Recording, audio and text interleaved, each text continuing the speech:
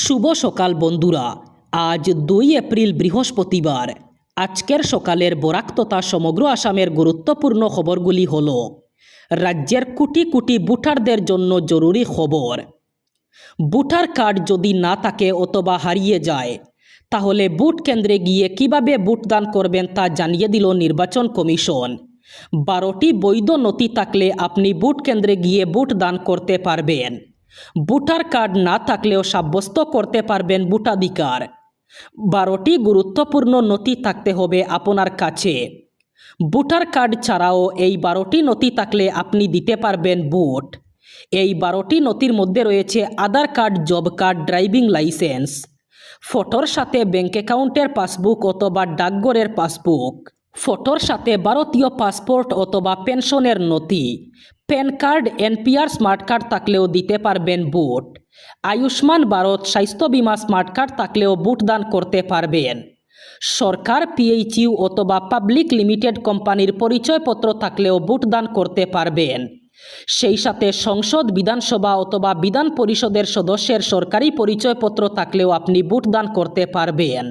বিধানসভা নির্বাচনের আগে আবার একবার মহিলাদের জন্য সুখবর দিলেন মুখ্যমন্ত্রী ডক্টর হিমন্ত বিশ্ব শর্মা। বিধানসভা নির্বাচনের পর একটি পরিবারে 2 জন মহিলা পাবেন অরুণোদয় প্রকল্পের টাকা। বড় ঘোষণা করলেন মুখ্যমন্ত্রী হিমন্ত বিশ্ব শর্মা। সেই সাথে অরুণোদয় প্রকল্পের টাকা বৃদ্ধি পেয়ে 3000 টাকা করা হবে। পরিবারের মহিলা অনুযায়ী প্রদান করা হবে অরুণোদয়। একটি বড় পরিবার থাকলে ওই পরিবারের 2 জন মহিলা পাবেন অরুণোদয় প্রকল্পের টাকা। সেই সাথে রেশন কার্ড ভাঙার সুবিধাও প্রদান করা হবে। বড় ঘোষণা করেছেন রেশন কার্ড নিয়ে। যদি পরিবার বড় থাকে তাহলে এক পরিবারে 2টি রেশন কার্ড দেওয়া হবে। সেই সাথে বড় পরিবারের 2 জন মহিলাদের দেওয়া হবে অরুণোদয় প্রকল্পের টাকা। 1 এপ্রিল অর্থাৎ নতুন অর্থবর্ষ থেকে বদলে গেছে ডিজিটাল পেমেন্টের নিয়ম।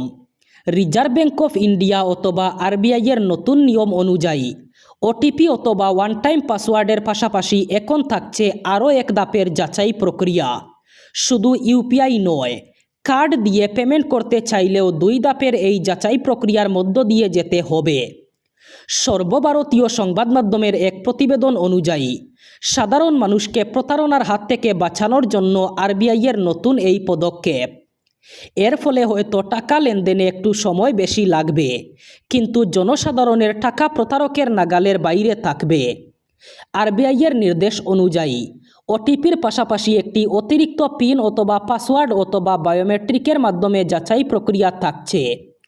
ছোট ছোট পেমেন্টের ক্ষেত্রে দ্বিতীয় ধাপের যাচাই পর্ব না থাকলেও বড় অঙ্কে টাকা পাঠানোর আগে দ্বিতীয় ধাপের যাচাই পর্ব থাকছে। বিদেশে টাকা পাঠানোর ক্ষেত্রেও থাকছে একই নিয়ম। পাশাপাশি ব্যাংকের জন্যেও নিয়মে আরও কড়াকড়ি করা হচ্ছে। যদি ব্যাংকের গাফিলতিতে কোনো জালিয়াতি হয় তাহলে সেই ব্যাংকেই ক্ষতিপূরণ দিতে হবে।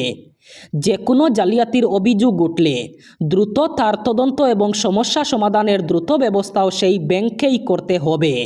এবার উত্তর করিমগঞ্জ সমষ্টিতে বিজেপি কংগ্রেসের তীব্র প্রতিদ্বন্দ্বিতা হবে।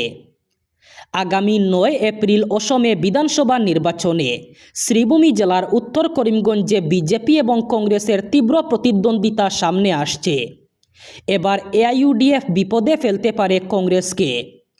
উত্তর করিমগঞ্জ নির্বাচনী আসনে এবার বিজেপি কংগ্রেসের তীব্র প্রতিদ্বন্দ্বিতা।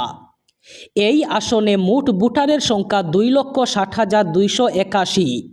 এর মধ্যে পুরুষ ভোটারের সংখ্যা 1,32,828, মহিলা ভোটারের সংখ্যা 1,27,453, মুসলমান ভোটারের সংখ্যা 1,40,000। দেশবাসীর কপালে চিন্তার বাজ বাড়িয়ে আবার বাড়ল রান্নার গ্যাসের দাম। পশ্চিম এশিয়ায় যুদ্ধের আবহে আন্তর্জাতিক বাজারে অস্থিরতার সরাসরি প্রভাব পড়ল ভারতের জ্বালানি বাজারে। রাষ্ট্রায়ত্ত তেল সংস্থাগুলির পক্ষ থেকে জানানো হয়েছে 19 কেজির বাণিজ্যিক এলপিজি সিলিন্ডারের দাম এক ধাক্কায় 195 থেকে 218 টাকা পর্যন্ত বাড়ানো হয়েছে। পাল্লা দিয়ে দাম বেড়েছে 5 কেজির মিনি সিলিন্ডারেরও, যার হার সিলিন্ডার প্রতি 51 টাকা বৃদ্ধি পেয়েছে। নতুন রেট অনুযায়ী রাজধানী দিল্লিতে 19 কেজির বাণিজ্যিক সিলিন্ডারের দাম দাঁড়িয়েছে 2078 টাকায়। তবে সবথেকে বেশি কোপ পড়েছে কলকাতায়। তিলোত্তমায় বাণিজ্যিক সিলিন্ডারের দাম 218 টাকা বেড়ে নতুন দাম হয়েছে 2208 টাকা। চেন্নাইয়ে এর দাম বেড়ে দাঁড়িয়েছে 2246 টাকা। উল্লেখ্য, গত মার্চ মাসেও বাণিজ্যিক সিলিন্ডার প্রতি 114 টাকা দাম বাড়ানো হয়েছিল। এক মাসের ব্যবধানে এই বিপুল বৃদ্ধি হোটেল, রেস্তোরাঁ এবং ক্ষুদ্র শিল্পক্ষেত্রের উপর বড়সড় আর্থিক চাপ সৃষ্টি করবে। 1 এপ্রিল থেকে ভারতের ইতিহাসে এই প্রথম সম্পূর্ণ ডিজিটাল পদ্ধতিতে শুরু হলো জনগণনা অথবা সেন্সাস 2027। এটি ভারতের 16তম এবং স্বাধীনতার পর 8ম জনগণনা। একদিকে যেমন এটি বিশ্বের বৃহত্তম জনসংখ্যা গণনা অনুশীলন, অন্যদিকে আধুনিক প্রযুক্তির ব্যবহারে এটি এক বৈপ্লবিক পদক্ষেপ। এবারের জনগণনার সবচেয়ে বড় বিশেষত্ব হল কাগজ কলমের বদলে স্মার্টফোনের ব্যবহার। গণনাকারীরা একটি বিশেষ মোবাইল অ্যাপের মাধ্যমে বাড়ি বাড়ি গিয়ে তথ্য সংগ্রহ করবেন। এর পাশাপাশি সাধারণ মানুষের জন্য থাকছে সেলফ এনিউমারেশন অথবা স্বগণনার সুযোগ। নাগরিকরা নিজের মোবাইল নম্বর ব্যবহার করে একটি নির্দিষ্ট পোর্টালে 16টি ভাষায় নিজেদের তথ্য জমা দিতে পারবেন। 16টি ভাষার মধ্যে থাকবে বাংলা, হিন্দি এবং ইংরেজিও। অনলাইনে তথ্য জমা দেওয়ার পর একটি ইউনিক আইডি পাওয়া যাবে, যা গণনাকারীকে দেখালেই প্রক্রিয়াটি সম্পন্ন হবে। 2027-এর জনশুমারি 2টি পর্যায়ে বিভক্ত। 1 এপ্রিল থেকে শুরু হওয়া প্রথম পর্যায়ে মূলত গড়বাড়ি তালিকাভুক্তকরণ এবং আবাসন সংক্রান্ত তথ্য নেওয়া হবে। এই পর্যায়ে খতিয়ে দেখা হবে বাড়ির ধরন এবং নির্মাণ সামগ্রী, পানীয় জল, বিদ্যুৎ এবং শৌচাগারের সুবিধা, সেই সঙ্গে রান্নার জ্বালানি এবং যাতায়াত ব্যবস্থার তথ্য, ইন্টারনেট সংযোগ, মোবাইল এবং যানবাহনের মতো সম্পদের বিবরণও খতিয়ে দেখা হবে। দেশ জুড়ে বিভিন্ন ধাপে চলবে এই কাজ। দিল্লি, ওড়িশা, কর্ণাটক এবং সিকিমের মতো রাজ্যে 16 এপ্রিল থেকে আগামী 15 মে পর্যন্ত বাড়ি তালিকাভুক্তকরণের কাজ চলবে।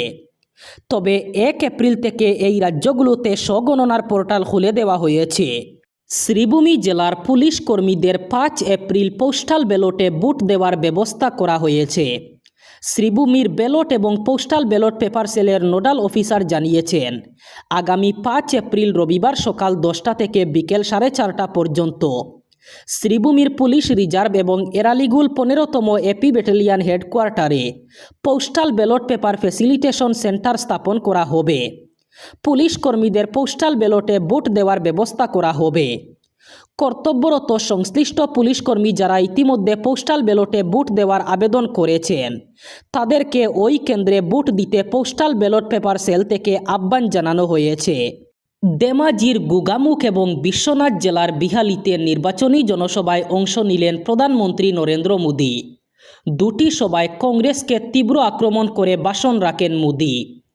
বুধবার বিহালিতে অনুষ্ঠিত দ্বিতীয় নির্বাচনী প্রচার সভায় ভারতের প্রধানমন্ত্রী নরেন্দ্র মোদী ভাষণের সূচনাতেই মহান বৈষ্ণব সাধক শ্রীমন্ত শঙ্করদেবকে স্মরণ করে শ্রদ্ধা জানান এবং উজনি অসমের মানুষকে সম্মান জ্ঞাপন করেন। ভাষণে প্রধানমন্ত্রী বলেন, বাবা বিশ্বনাথের আশীর্বাদ সবসময় আমাদের সঙ্গে রয়েছে। বিশ্বনাথে বিজেপি এনডিএকে জনগণ আবারও গ্রহণ করবে। এবারও এনডিএ সরকার গঠিত হবে। কংগ্রেসকে কটাক্ষ করে তিনি বলেন, এই প্রচার সভা জনসমুদ্রে পরিণত হয়েছে।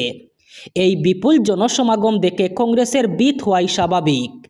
অসমের মানুষের হৃদয়ে সবসময় এনডিএ আছে। এবারও জয়ের হ্যাট্রিক হবে।